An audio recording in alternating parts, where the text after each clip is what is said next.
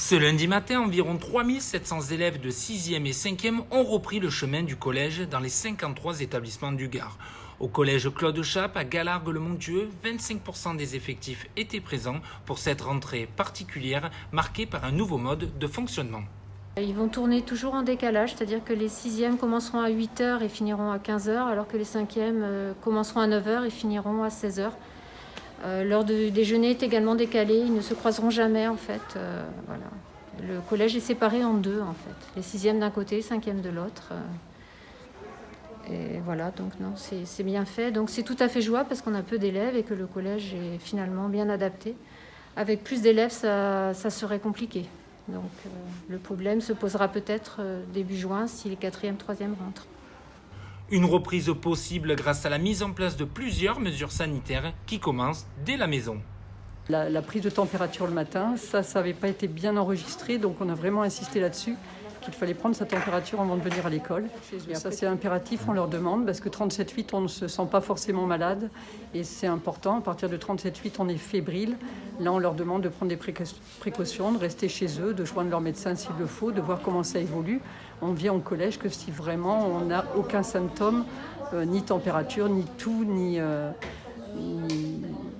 éternuement, ni quoi que ce soit. Des élèves qui doivent aussi se laver les mains et porter un masque fourni par l'Éducation nationale.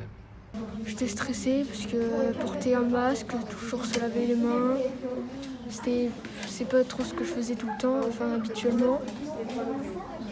Après, de toute façon, on est obligé de faire ça. Oui, mais quand même, il fait chaud sous ce masque.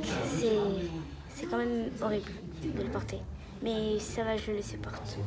Différentes contraintes qui modifient le quotidien de ces collégiens. Pas forcément peur, mais je savais que ça allait être spécial. Oui, parce que ça va me changer des devoirs à la maison, du confinement. Et non, parce que je vois pas vraiment toutes mes amies et tout. Parce que là, il n'y a que Lola que je vois.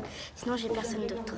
Déjà, je vais pas pouvoir tenir mes amis par le bras ou leur faire la bise ou un câlin ou ce genre de choses. Si la récré perd de sa saveur, Sophia, en revanche, va pouvoir continuer à suivre un enseignement classique.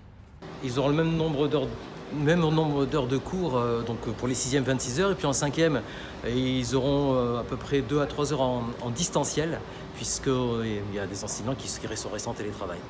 Voilà. Mais en tout cas, les élèves sont rentrés pour faire un maximum d'heures. Voilà. L'idée, c'est de recréer du lien, de retrouver une vie scolaire digne de ce nom. Voilà, et donc l'idée, c'est d'en faire revenir de plus en plus, bien évidemment. Concernant les élèves de 4e et 3e, un retour n'est pas envisagé avant début juin.